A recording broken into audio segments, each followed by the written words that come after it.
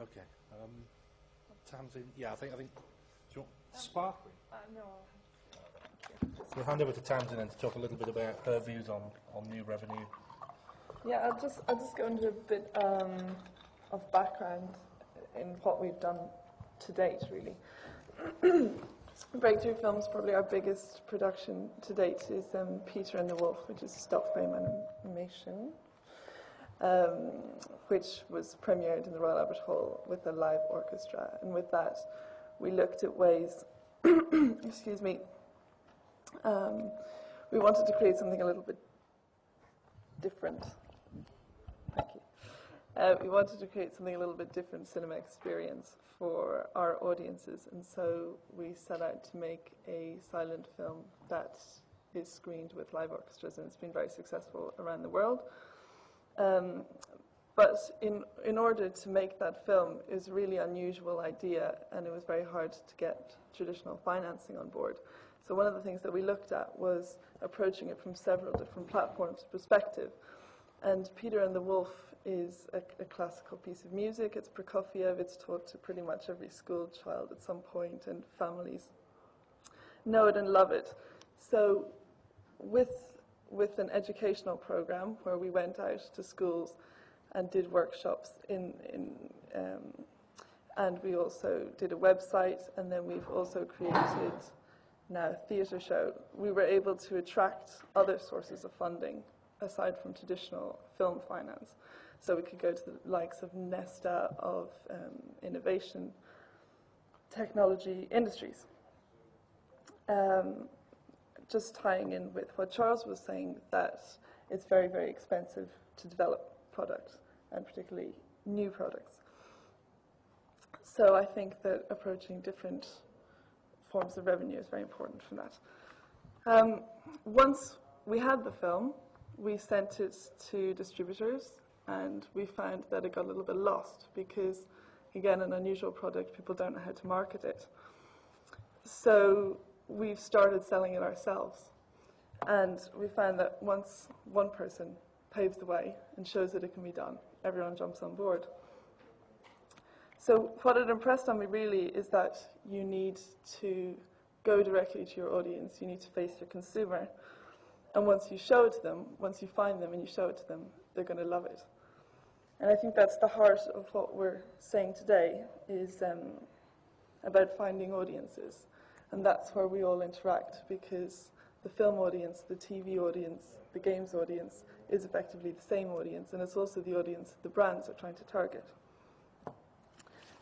Brands, I think, can be particularly useful because they have incredible resources, they know much more it's statistically, at any rate, about who we're trying to attract, and they want top-class work to promote their product.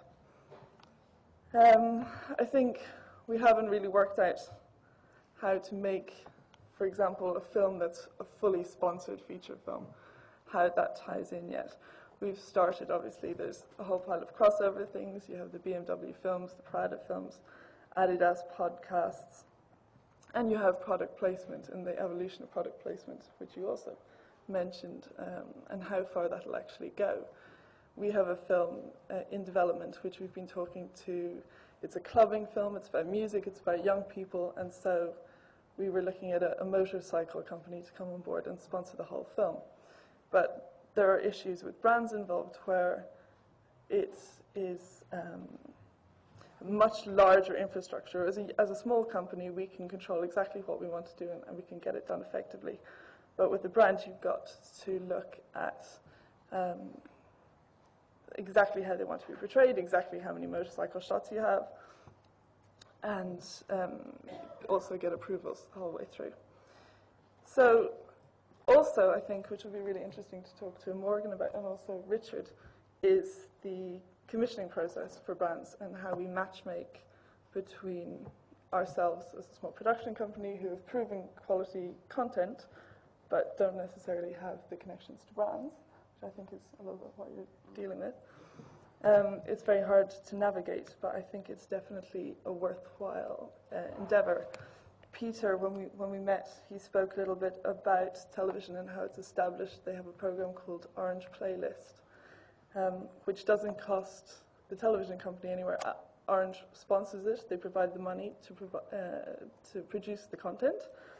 It's offered to the TV for free, and users get it for free.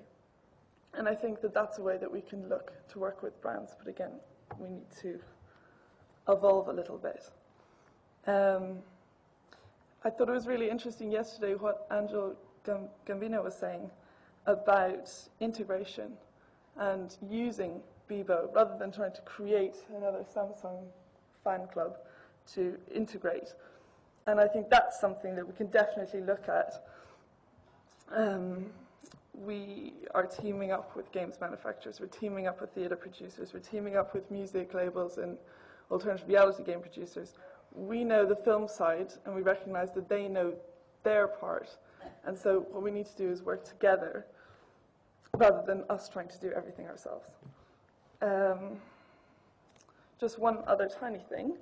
We have a film called Free Jimmy, which is coming out. It's a Norwegian film. It's been the second most successful Norwegian film to date. It's a CGI animation, and we're releasing it over in the UK.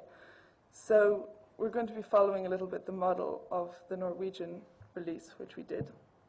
The film's about a couple of stoners who try to juggle some drugs in the hind of an elephant across the border with a circus. And it's quite ridiculous and very funny.